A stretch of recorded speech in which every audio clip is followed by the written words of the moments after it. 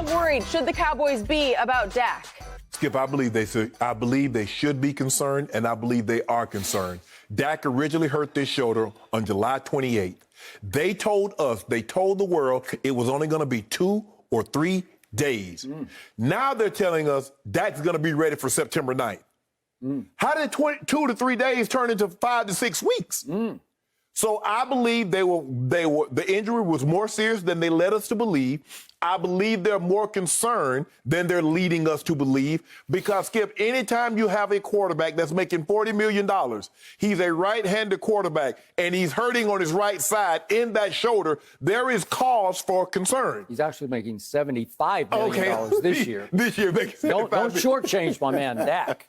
So I do believe, Skip, look, if there's a situation where I'm sure the Cowboys would have loved to get Dak some work, it's been 11 months.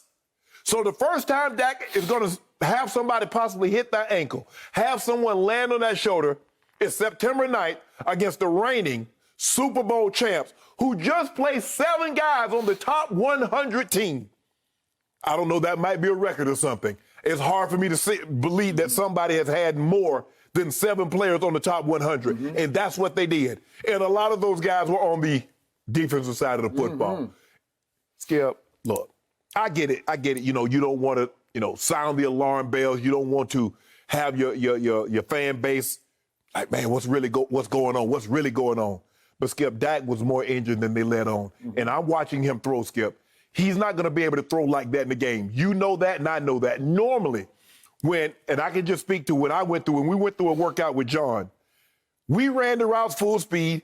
He took his depth and threw the ball like he was going to actually throw it in the game, even though we weren't going to play in that preseason game. So everything was going to be like it was live. Look at that. We're going to see. I'm going to see if it's going to be able to, how it's going to be looking September 9th. Because I can assure you, the Tampa Bay Buccaneers mean business, Skip. They're out to show they want to repeat. They want to show that was not a fluke. What they did in the playoffs was not an anomaly. And this is the standard now. This is the new standard. So they'll be ready to play. But I'm concerned. I believe Dak and the Cowboys are concerned because, Skip, normally what happens? You limp into the season, you limp out of it. So we'll see how this thing plays out. But Dak was more injured than they led us to believe. And Troy Aikman uttered that. He did. On the 5th of August because he said, I believe Dak is more injured than the Cowboys are letting on. He was first to market with that and first to the bank with that. And it seems like he was spot on with that. He was spot on with that. So, leave it to my Dallas Cowboys to have the best quarterback soap opera in all of the National Football League going into the 2021 season, right on schedule for Hard Knocks. If I did not know better, I would say that Jerry Jones somehow fabricated, created, fictionalized this storyline just to ensure that Hard Knocks had the greatest ratings in the history of Hard Knocks this year. I don't think they fabricated it, but it's a beautiful storyline for Hard Knocks. And now I cannot wait until tomorrow night for episode 3 of Hard Knocks to learn more about inside Dak's mysterious arm injury. Right. I still don't know exactly what it is. Is it a lat muscle pull or a strain or a tear? First reported as a tear, and then it got downgraded to just a strain. And now it's downgraded to all the way to September 9th. Probably okay, should be okay. Cowboys are beating the drums like, oh, he's ready to roll. Might not be 100%. Might not be 100%. And then Adam Schefter's reporting he might not be all the way back for September 9th. And Adam added, and you know Adam as well as I do, and he's really good at what he does. And he added, he might not be all the way back all year. Gil Brandt had a big conversation with Dak Prescott last week at the Star in Frisco, Texas. Gil Brandt, the once upon a time draft master of the Dallas Cowboys, now in the Pro Football Hall of Fame. And his conclusion was he might not be 100% all year long. Right. What? I'm going to say it one more time.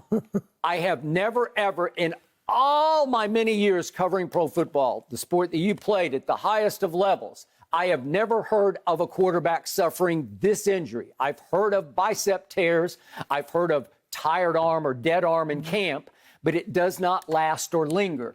It's some freakish muscle pull that apparently came because he was protecting his lower body and trying to throw completely using his upper body, trying to torso turn into it and go all arm. Right. And we saw early in episode 1 of Hard Knocks, he was throwing rockets at those bags that they throw at that are mounted up on the walls that they try to throw into the pockets. And he was very accurate. Wouldn't it cause you some concern if your quarterback has an injury that no other quarterback that we can think of on record has ever had, and we had to go outside to get consultation on said injury? Wouldn't that cause you some concern? Yeah, according to our man Jake Glazer, that they went to both the Texas Rangers and the New York Yankees because they diagnosed it as more of a baseball type injury. Correct. Baseball injury. I've never heard of it before. Right. And it remains a little mysterious to me. What exactly is it and why is it lingering? So now let's step back and think about what just happened. Dak Prescott, coming off a career-threatening ankle injury, a compound fracture of his ankle that required, according to Dak in episode 1 of Hard Knocks, a second surgery to get it right. That Dak Prescott soon took Jerry Jones to the cleaners and then to the bank for a grand total of $75 million this year coming off that.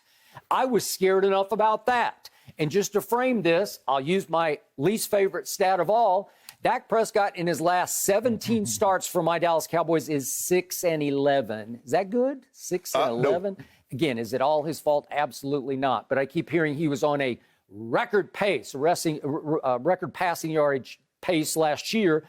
They were lucky in those first 4 games. They weren't 0-4. He was on record losing pace, too. It was. And as Shannon Sharpe dismissed most of it, it was all empty calories because they fell so woefully behind, especially against Atlanta and Cleveland at home, that he threw for record-type yardage in the fourth quarter, all in vain, except they did finally pull off the watermelon onside against Atlanta to pull that one out. Correct. 40-39. That happened to be the single worst pass defense in the history of pro football that he did that against that day at home against Atlanta. And you know the rest of the story. Then he was very unfortunately hurt in game number 5 against the Giants. It took Andy Dalton to pull that game out to bring them back to 2-3 at that point. And the rest of the year was pretty much an abomination. Right. All right. So now that guy, I had to watch the highlights or lowlights of him on Saturday night, not playing in a preseason game because he's played in 0 preseason games, as you know. But we're still, it seems like the new way of the league this year with only 3 preseason games is let's just play our quarterbacks in joint scrimmages against another team where we know we can protect them better because you can say he's off limits during this scrimmage, right? Yes. You can sort of touch him if you go by him, but you can't hit him at all, right? In a joint scrimmage, or there will be yet another joint scrimmage fight. You're right. Okay, so my point is, if you told me Dak got to play a little bit in a joint scrimmage against, let's say, the Rams, he's played in 0. So he's had no sort of live action at all this entire preseason, and it's a done deal. He is not going to play in game number 4. Skip, he hasn't even played in the team setting because remember, he got hurt before they even put the pads on. That's what we got to see it live in Hard Knocks. We saw it happen, right? Skip, you mentioned a lingering injury.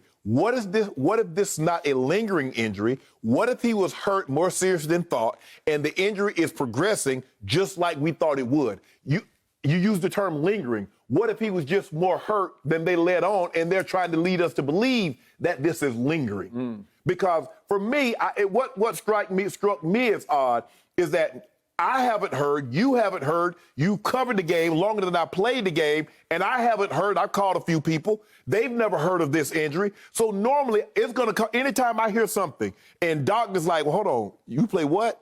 I've never seen this injury in a football player. And that's what you have? So let's go outside. Let's go to somebody that normally sees this injury. Athletic trainers that in baseball, they see guys with shoulder problems, and a lot of times it comes from them not driving their legs also. But also, Skip, a lot of different torque. They got to spin the ball a lot of different ways to get a lot of 2-seam, 4-seam, change up, slide a curve, but not whatever. And remember, every pass should be delivered the exact same way, where you turn your thumb underneath so that the ball will spiral this way, right? And it's the more pure way to throw an object is to throw it that way, Correct. right? Correct. It's why you don't see arm injuries. When have you ever heard of Tommy John surgery for an NFL quarterback? You don't hear of it because they don't throw curveballs. Correct. At least not intentionally. Some of them throw them. Yeah, it's very rarely you see a quarterback. I think Ben had an elbow, but normally it's labrums, it's rotator cuffs. That's what quarterback's injury, and a lot of times those are often from contact. From falling from falling. somebody. Yes, not from throwing. Yeah. Or he's trying to throw forward, skipping, somebody pulls his arm back, and you get the labrum tear. Okay, so now, to your point, I'm having to deal with the nightmarish scenario of Dak Prescott being kind of weirdly iffy, even though Jerry said the other night, if we were playing Tampa at Tampa tonight, I'd feel great about it. Well, yeah, easy for you to say, but I'm not buying it because it sounds like a lot of ringmaster hocus pocus. It feels like a lot of P.T. Barnum trying to sell us Dak. But now you get thrown into the fire on opening Thursday night on a solo NFL stage against not only the defending champs, but the team I think should be a prohibitive favorite in large part beyond Tom Brady because of what was the hottest defense in the league at the end of the year last year. And it got nothing but a little older and wiser to me because it all came back. They went to New Orleans and they chewed up Drew Brees and they spat him out right into retirement. They went up to Aaron Rodgers in the fourth quarter. They shut him down. They went to obviously the Super Bowl. It was played in their own stadium, but they did a pass rush number on poor Patrick Mahomes, who's never had a longer day in his life than he had that day, right? Okay, that's the defense that Dak Prescott has to go against on opening night. It's almost unfair. It starts to feel like, well, you should just forfeit that game, right? They should. Right? Okay, They so should. now to the positives of what I saw Saturday night. You want to talk about a sight for sore eyes? Guess who started the game in my offensive line on Saturday night? Do you remember a guy named Tyron Smith? He started on Saturday night at left tackle. Do you remember a guy named Zach Martin? Yes. He started at right guard. Do you remember a guy named Lyle Collins? Yeah. He started at right tackle. If they can start and stay starting the rest of the year, I got a chance. Even with a wounded quarterback, I got a chance. And why did they start, Skip? Because they missed the majority of the last season. So you don't want the guy's first action to come back in live action against the Tampa Bay Buccaneers. But that's what you want for your quarterback. You want him having not played in 11 months. His first action, his first time possibly getting hit, his first time of having people around his feet or landing on him is in an actual game where you put Tyron Smith, you put Zach Martin, you put Lyle Collins in an actual game. I got preseason game. I got it. But I still believe lots left in all three tanks. But to your point, they have not been able to stay later career healthy. If it's like glass half full, if they stay healthy, I got a chance. But from what I've seen of my quote unquote backup quarterbacks, Garrett Gilbert and Cooper Rush, although Cooper Rush, I think Cooper Rush might have took the lead. I think he did take the lead. And Ben DiNucci is just like, oh, my God. He's bad. He's bad. B-A-D, that's his initials, and he just looks bad. I like him, and he's starting to become a little bit of a novelty star on Hard Knocks as a chess player. But they don't have – Andy Dalton was a godsend last year, and yet even Andy Dalton, with none of those three up front blocking for him, he's got little to no shot, right? So then Mike McCarthy, who's turned into a quote machine now that he's been criticized for his lack of motivational speaking skills on Hard Knocks, he's just been blurting out big, bad quotes after games. And what I heard from him the other night was, number one, he says he's never seen a side of the ball get flipped faster than the Cowboys' defense was flipped in the offseason, meaning going from all-time worst, it was just not all-time worst, but all-time bad. It was one of the worst. To respectable. He's saying just overnight it flipped to respectable. I'm going to give him respectable. I'm seeing flashes. Every time I watch the defense, somebody else jumps off my screen, starting with your man, Micah Parsons. Yes, but Skip, here's the thing. It's hard for me to say how good they actually are when team. I think we can come to the conclusion that the Texans aren't going to be very good. I think they're decent on defense. Decent. I don't know, Skip. But we know they're not going to be decent on offense.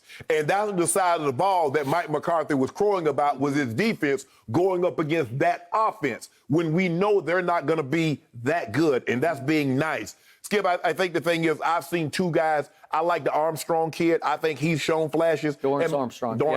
And Micah Parsons is legit. He's just like I thought he would be. I mean, for someone his size, he doesn't look as big as he is. He's like 240, 245. Yep. He looked like a 225, 230 with the way that he moves. Right. Jabril Cox, their other linebacker that they took as a rookie. Right. He is legit. Trust me. He's going to fight harder and harder for playing time. And they moved Keanu Neal into what I think is his God-given rightful place as a position as a linebacker. And now McCarthy's saying after the game, I've never had comfort like we have right now at linebacker. He said, I don't know if I've ever been part of a linebacker group on any team I've ever been with, and I'm not trying to disrespect anyone, to have the depth of veteran experience from top to bottom that we have right now. Right. Well, remember, I thought I had Jalen Smith and the Wolf Hunter, Leighton Vander Esch. I thought I had two Pro Bowl linebackers, and all of a sudden, thanks to this group, I'm not sure they're going to play. Backups. Seriously. No, seriously. Well, that's a great thing. If you can tell me that they're pushed to the bench by this group, I will take that. And then the defensive line, obviously it's going to depend on DeMarcus on one end and Randy Gregory. And listen, if Randy Gregory stays straight and so far so good, he's got Pro Bowl potential. Right. He could have a breakout Pro Bowl season. And then that kid Osa that they drafted from UCLA, because Neville Gallimore went down with the elbow injury. But Osa, every time I look up, he's in the middle of the backfield doing something. And they had so much depth, and Watkins and Brent Urban and Basham. They're much better there. And then at safety, Kazee and Malik Hooker. Malik Hooker, once upon a time, was really good. First-round pick. And they got him for a song, basically. And so he'll be back there. And obviously, they're just like Diggs and Anthony Brown, are at least they're respectable at the corners, along with Jordan Lewis. So I just gave you the blueprint for a defense. It's got to be better than it was last year. But that's the thing, Skip. That's not really saying much, saying they're going to be better than what they were last year when they were historically worse. I don't know. That was the second worst defense in Cowboy history, only worse by the 1960. Yeah, which Cowboys expansion. With the expansion Cowboy. Right. So for them to be better, that's not saying much. Right. How much better? Can they stop the run? They were 28th in one and 23rd in another category. Can they stop the run? I think with that linebacking core, you got a shot. Okay.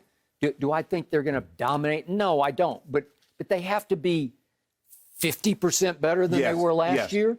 And if they can be that, and they can even achieve respectable on defense, if Dak is half of what I think he could be, then they're going to be a pretty good football team. Well, we're going to find out a lot about that defense early on, because this is what we know about Tampa. As the season progressed, especially the last 7, 8, 9 games leading into the Super Bowl, that offensive line was as good as they had in the National Football League. Yeah. Okay. So you're going to get an opportunity to see early on, and they're going to want to run the football with Leonard Fournette, with Rojo. Okay. So it's going to be very, very interesting. You doubt that Zeke can have a bounce-back year at barely age 26 because you've seen enough over the first, 5 years, that it's just declining. 1,200 carries, Skip. That's a lot of carries. If he could have even a semblance of a bounce-back. Oh, yeah, okay. If he could be 75% of rookie Zeke, we got a shot. Okay. Tony Pollard looked good the other night, but he always looks good to me. Right. Do I think he can be a Pro Bowl? No, I don't think he can be a Pro Bowl back. Can he be respectable? As long as you leave him in that role, let him be splash. Skip, don't try and give him 20 carries. That's not what he is. He's a guy comes in, catches a screen, gets a flat route, can hit a quick run, some things of that nature. Zeke is your bell cow back. Let Pollard come in and spell him, and he can give you that. But if you think, like, man, he better than Zeke, let me start feeding him the ball. That's not what he is. So just when I was getting semi-excited about my defense, I hear on Saturday night that my new defensive coordinator, Dan Quinn, is on the COVID list. Yeah. Well, that's not a great thing either. Well, Joe Vitt called a good game, Skip. Did he? I mean, Joe Vitt's been around a very, very long time. I got it. But it just seemed funny to me. Here's your new guy, your new lightning rod coordinator, and, he's on the COVID list. And the best the defense has looked in the preseason was Saturday night. Aha. When He didn't call play. But Well, maybe that's the key right there. I don't know. I don't think Joe Vick's going to be calling games moving forward. I think once Dan Quinn comes off the COVID list, he's going to be back to calling plays. So all I know is I hope this entire season does not get the label of nothing but hard knocks for the Dallas Cowboys, right? Yeah. Is that what you think? Dak, it's all predicated on Dak, Skip. You better hope that shoulder. You keep throwing out percentage, 65, 75. They said he threw 50 balls before the game the other night, but he looked like he had the arm strength of Peyton Manning after his neck surgery, right? He was just throwing flutter balls. And then they say, well, he was 51 or 52. He better be 51 or 52 going half speed against air. It should have been 52 or 52. It has come to this. See? Thank you for watching. You can subscribe here to get the latest from the show, and be sure to check out more of the best clips from Undisputed, or go watch a few other segments from our other shows on FS1.